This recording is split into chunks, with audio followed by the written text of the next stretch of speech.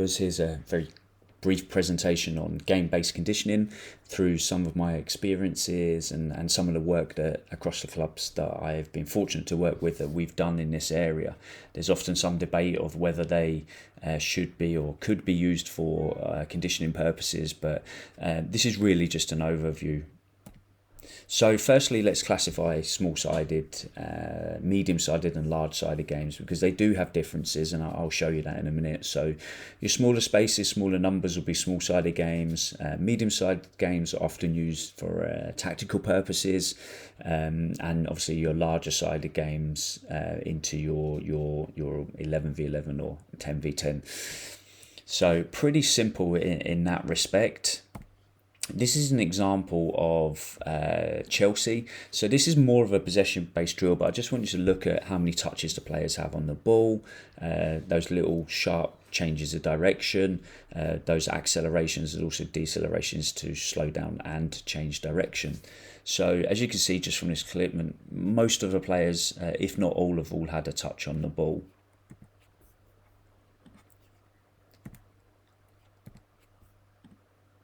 So this is a 6v6 Tottenham. So I just want you to have a look at this as well. Obviously you can see the spaces are a lot bigger, but when we look at the touches on the ball per player, are they getting all of those, a lot more touches on the ball? Look at the distance between the players. It's quite a lot different to just that 4v4 there. So the players are quite spread out, so therefore their relative playing area per player is actually higher. But again, this is just for illustrative purposes. I'm neither a fan of Tottenham or Chelsea. I don't support them, shall I say. But I just wanted to show you some examples of what that may look like and how there are differences between small-sided, medium-sided and large-sided game. So this is a classification that I've used before for coaches when we're looking to integrate the adaptation, shall we say, side. So if we go from left to right, your small-sided games generally start from 1v1 to 4v4. The timings will be a lot shorter in the 1v1s compared to if you go at the bottom there, your 10v10. This doesn't include goalkeepers, so 10v10 would be your full-size game. Then you have your work to rest ratio, which also changes. Your repetitions will be higher in your small-sided games compared to your large-sided games. And then we look at relative playing area, which I've just touched on there. So it's done in meters per squared, which is per player. And that's just the area size, which is length times width divided by the player number. And that gives you the relative playing area per player. Obviously, if you look in the bottom right or at the very bottom there, a full-size RPA in a full-size 11v11 or 10v10 will be 320 meters per player. If we go to the far right, you can see the differences really between intensity and volume. So your more intense small-sided games going up to the higher volume large-sided games, because obviously the timings, the spaces and the numbers of players are different. They also have different physiological outcomes as well. I think at this point it's worth saying that you can use small-sided games, medium-sided games or large-sided games as a form of interval training, which I'm quite a fan of, to get those physical components in.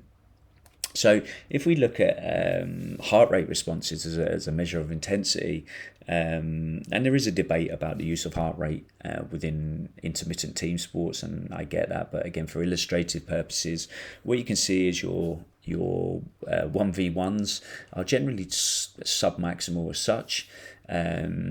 And then as you start to get from your 2v2s to your 4v4s especially, it is over that 85% maximum heart rate. So it then becomes a little bit more maximal. Now, a key point here is that the average for a football player in a game will be about 85% of their maximum heart rate. Again, you are using an average there because there will be spells when that goes up, especially into high intensity actions. But again, to illustrate that, with the different players, the different numbers, different sizes, the physiological outputs are different. But I think games can be used to integrate the physical, technical and tactical I'm going to use the word periodization. That, again, that's up for debate, but you can manipulate different variables. As I said, we were talking about high intensity interval training there. So you can change the pitch relative per player. You can change the space, the time, such as the work blocks, your work to rest ratios, player numbers. Are you using neutral players on the outside? Are you using goals? Are you using goalkeepers? And also 1 point laterally. It doesn't always have to be lengthways. So on a recovery day, you may have more numbers, but you're not going to do an 11v11. Or you possibly are not going to do an 11-11, shall I say. So it may be worth, if the coaches like to play out the back, you can suggest, okay, well, why don't we go wider rather than longer? So the players can't actually get up to any high speeds, but you can still work on that technical and tactical element. And I've seen that done before with some good success. So again, building on that classification, we've now added in the technical actions. So this comes from a variety of different research, as do the player sizes and classifications of numbers and physiological adaptations, I must say.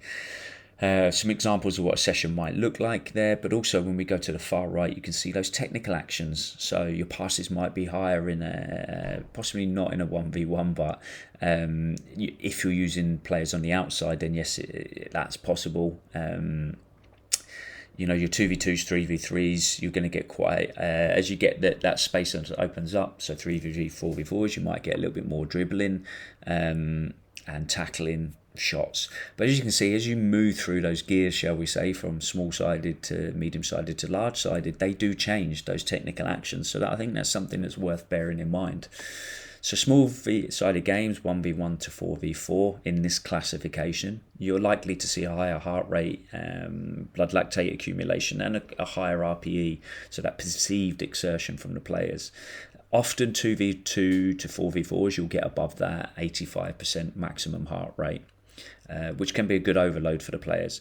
The smaller areas means there's quite a lot of movement, and hopefully the videos may have showed you that, and I mean per player. A lot more higher technical actions. Again, that depends on possibly what's being manipulated in the session, but we can assume that you will get quite a few more higher technical actions when we look at our chart then. Higher mechanical work, so higher accels and decels in those smaller spaces. Now, lower speeds, I mean, the players can't actually get up to high velocities because the space is restricted. When we go into those larger side games, and I apologise for the typo there, you'll start to see possibly a lower heart rate response, a lower RPE from the players, but you will get a higher volume accumulation, and the players will generally get up to higher speeds because there's a greater space, so you might get more high speed running and sprint distance, but what you will see is a higher distance between the players, which is not a bad thing, it's not a problem, but if you want it sharp and intense, then you're probably not going to do a 9v9 on a full-size pitch. And again, lower technical actions because there are more players on the pitch. So when we look at soccer drills compared to traditional running for conditioning, there are some clear advantages and disadvantages. Some of those advantages, such as increased motivation, players can often be more engaged. I think when I've worked with coaches, what's the tactical message they want to put in today? Can we build that around what we have numbers wise? It's not always perfect, and what can we do? Maybe we do have players coming back from injury or maybe some travel. They might be running it. Can we integrate them in, or where can they be used? Can they be used in different areas within the pitch? Can they be used as floaters? So it's not always perfect, but compared to traditional running, you can control the intensity on your traditional running drills compared to small-sided games. So there are controllables and uncontrollables, and I think that is a key point there. It really depends on what you're trying to get out of the session from a physical perspective, but also in respect to the technical, tactical side. So these are examples of drill breakdowns, which I think are crucial really for the coaching staff and support staff, performance staff shall I say, to understand what the physical outputs were in the drills. Now these are averages, but if you can see, the warm-up was probably extended. This is a small space day, but as you can see, the actual distances are quite low.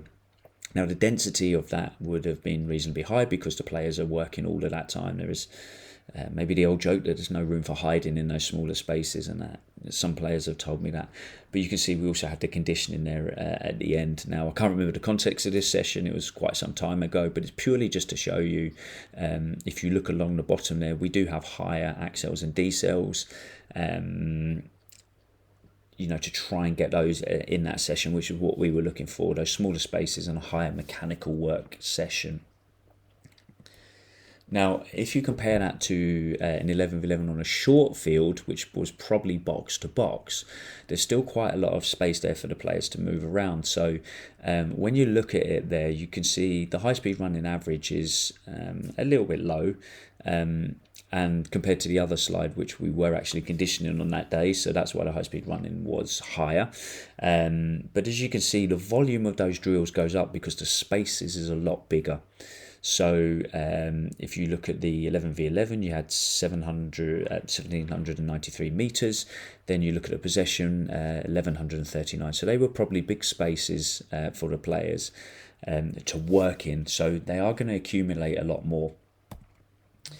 So where these things go within a working week, it's quite crucial for how you're planning your week and how you're planning those physical attributes in players and what you need to work on. So this is from Gary Walker and Richard Hawkins at that time, Manchester United. And as you can see, your fatigue and stuff tends to come at the start of the training week, whereas as you taper off into games, you do a lot more of the non-fatiguing stuff. And I think that's also crucial when you're planning or programming small-sided games for conditioning. When we talk about residual fatigue and muscle soreness, where are they going to fit in within that week? So this is from Martin Bouchard and Paul Larson's work. This is really just a decision tree with respect to match participation and conditioning and where you need to be. So I'll briefly, if you look at the moving up the way, has a player played over 60 minutes? Yes. When's the next game? Well, it's in more than 5 days. Okay, you can, match day +3, +4. You could work on that mechanical work and plus some high speed top ups if that's what you're doing. And you can work on the strength and power. If it was more than 60 minutes and there's less than 5 days, soccer sessions only, which is likely to just be more technical and tactical as they go. They're going to come in, they're going to recover, and they're going to go straight back into a game. That changes again if we look towards the bottom part of that. This may be substitutes. They've played less than 35 minutes. They've got more than 5 days before the next game. So are they going to come in and potentially do a higher mechanical workload on the match day +1? I have done that as top-ups when players have the that match day +1 off. But that depends on a lot of things, because groundsmen don't like you spending too long out on the pitch and doing small-sided games, so that can be difficult. But that's just an adaptation and sort of a guide of where players might need to be, or how you make those decisions. Again, a weekly schedule can be, it's very, very rare. I think you get that long week on the left-hand side, but it gives you an idea of how that might relate to the session type. And again, the session type and the day and how far away a game may influence how game-based conditioning is integrated into the sessions. So if we take the normal week on a 2 games per week on the far side, so you've got a game, it's likely the players could be off on match day +1. They could come in and do some video work or tactical work. Match day +2, yes, they'll probably be in. Again, technically they're still in that recovery zone, but they can still be do things. And I think, as we touched on there, making the pitch wider as opposed to longer. If a coach needs to work on that, playing out in a back or shape or how they want to do that, that can be done. And then match day -1, you're almost into a game. So match day -1, in my experience, they're all often quite short, sharp, high intensity sessions, but set pieces and those kind of things may be worked on that day as well. So quick turnarounds are not always ideal, but they are a reality. So I hope I've got a message across there that on paper it looks great to have these classifications, but it's also not often doesn't always work that way because there are many challenges. It's worth saying it is a technical tactical sport, so I am for the games based conditioning approach, but there are times, depending on the philosophies, when conditioning per se needs to be slightly isolated. I don't think there's anything wrong with running drills, but they do need to be, they do serve a purpose, is what I'm trying to say. So they do serve a purpose, but also the games-based conditioning approach can also be a good approach too, and that may be up for debate. Again, thanks very much for listening. Thanks very much for being a member of the Soccerology Academy. If you're not a member of it, just search it on Facebook. I think we have about 650 members now, which is good. If you would like access to any of the papers that I've spoken about in there, just let me know. Leave a comment below if you want to ask about anything, and I'll be sure to get back to you and send over you any of the literature that you may want.